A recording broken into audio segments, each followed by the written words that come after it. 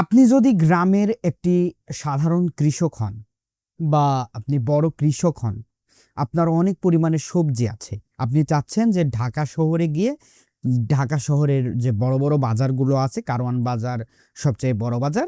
So Karwan বাজারে আপনি বিক্রি করতে চাচ্ছেন। এক্ষেত্রে কি আপনি খুচরা বিক্রি করতে পারবেন?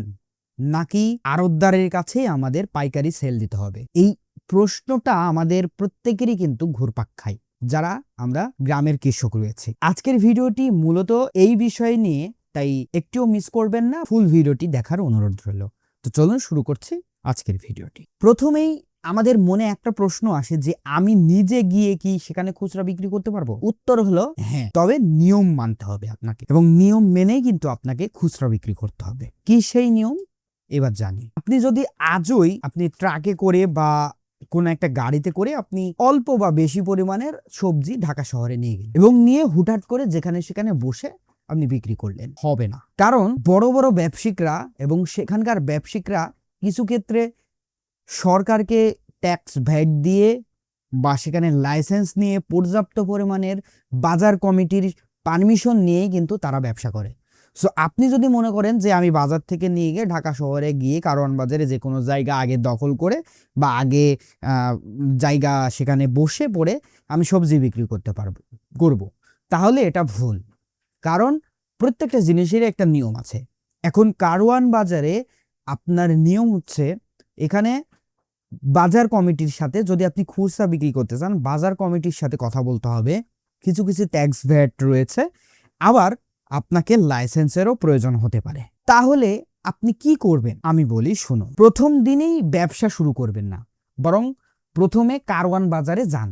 বাজারে ঘুরে দেখুন সবজি কোথায় নামানো হচ্ছে, দেখুন কোন আড়তে কোন সবজি বিক্রি হচ্ছে সেটা দেখুন। এরপর বাজারের ব্যবস্থাপনা যে দায়িত্ব রয়েছে বা বাজার কমিটি, তাদের অফিসে যোগাযোগ করুন এবং অফিস যে যারা থাকে তাদের সাথে কথা বলুন, এবং কিভাবে খুচরা বিক্রি করবেন তাদের সাথে কথা বললেই আপনি আরামসে সবকিছু বুঝে যাবেন।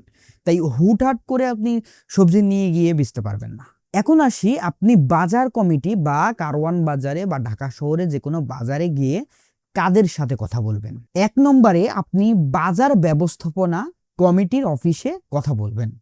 সংশ্লিষ্ট আড়তের বা আড়তদারের সাথে কথা বলবেন। বাজারের অভিজ্ঞ ব্যবসায়ীদের সঙ্গে কথা বলবেন। তারা আপনাকে জানাতে পারবে কোথায় কিভাবে খুচরা বিক্রি করবেন এবং কোন কোন কাগজপাতি লাগে কি লাগে না, এবং কোন জায়গায় ফাঁকা স্থান থাকে, কোন জায়গায় আপনি খুচরা বিক্রি করতে পারবেন বা কিভাবে খুচরা বিক্রি করবেন, এই সব সম্পর্কে আপনি এদের থেকে জানতে পারবেন। দেখুন, কাগজ লাগার ভিত্তিতে আপনাকে একটা বলি, যদি আপনি খুচরা পার্মানেন্ট বিক্রি করতে চান, সেখানে একটা দোকান নিতে হবে বা দোকানের সিস্টেম নিতে হবে। এখন সেটা ভাড়া দিয়েই নিতে হবে। সো দোকান ভাড়া, তার দোকান দেওয়ার পরে আপনাকে কাগজ লাগবে কিছু। এই কাগজগুলো আপনাকে ম্যানেজ করতে হবে। বেশি কিছু কাগজ লাগবে না, ট্রেড লাইসেন্সের মতো কিছু কাগজ লাগবে। তারপরে আপনার জাতীয় পরিচয়পত্র, ব্যবসার তথ্য, বাজার কমিটির নির্দেশ অনুযায়ী অন্যান্য প্রয়োজনীয় কাগজ। অর্থাৎ বাজারে যে আপনি পারমিশন দিয়েছে বা এই একটা স্ট্যাম্প করে নেবেন, যাতে ফিউচারে কোনো প্রবলেম না হয়। এখন খুচরা বিক্রি করতে হলে কিন্তু সেখানে আপনাকে একটা দোকান বা একটা দোকানের মতো স্থান কিন্তু আপনি নিতেই হবে, না হলে কিন্তু পারবেন না। কারণ সেখানে সবকিছু হয় পার্মানেন্ট। আপনি একদিন ব্যবসা করলেন, 2 দিন চলে আসলেন, আবার আপনার মন মতো সেখানে গেলেন, সবজি বিক্রি করলেন, এমনটা হবে না।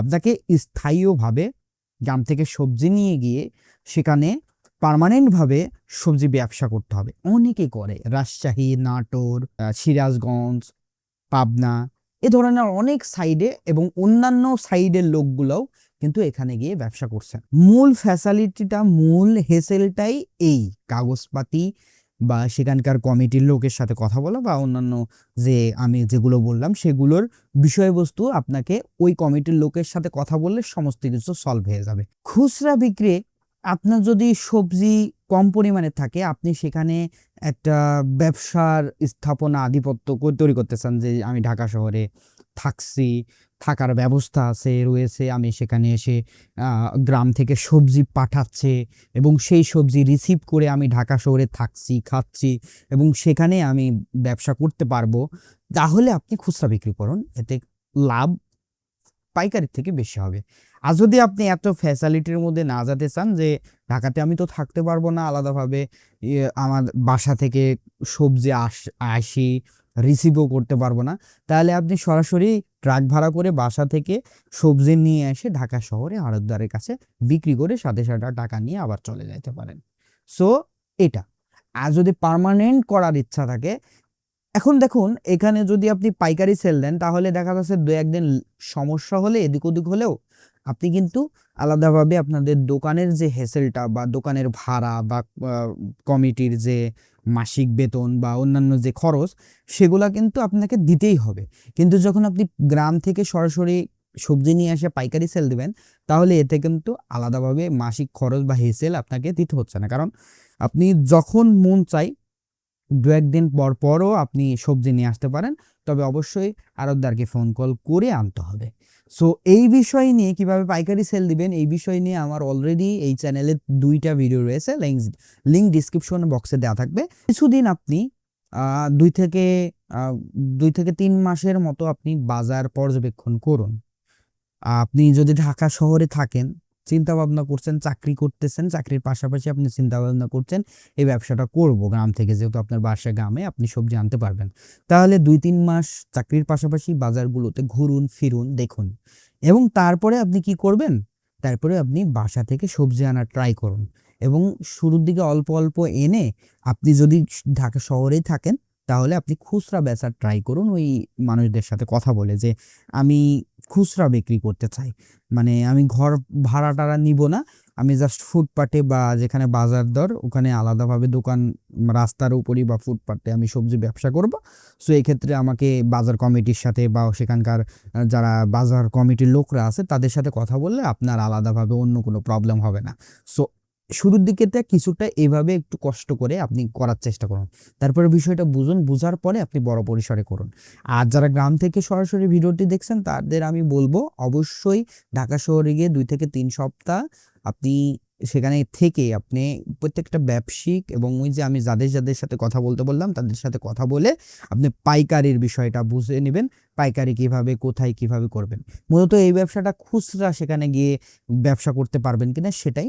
সো পাইকারি কিভাবে লেনদেন করবেন সেম টু সেম এভাবেই, কিন্তু আরো কিছু বিষয়বস্তু আপনাদেরকে জানা লাগবে, সেজন্য ওই ভিডিও ডেসক্রিপশন বক্সে দেওয়া থাকবে, ওই ভিডিওগুলো দেখলে আপনি সবকিছু ক্লিয়ার হয়ে যাবেন। কারওয়ান বাজারে ব্যবসা শুধু আপনাকে লাভের আশায় করলে হবে না, এবং ব্যবসা আপনার টাকা থাকলে হবে না, সেখানে আপনি পর্যাপ্ত পরিমাণে বুদ্ধি খাটিয়ে বাজার কমিটির কথা মতো চলে এবং আইন মেনে যদি আপনি ব্যবসা করতে চান তাহলে গ্রাম থেকে সবজি নিয়ে এসে ঢাকা শহরে একটা প্রফিটেবল ব্যবসা। তো আশা করি ভিডিওটি ভালো লেগেছে। আরো কোনো ভিডিও চাইলে এই বিষয়ে অবশ্যই আমাকে কমেন্ট করবেন, আমি সেটার উপর ভিডিও তৈরি করব। সবাই ভালো থাকবেন। আল্লাহ হাফেজ।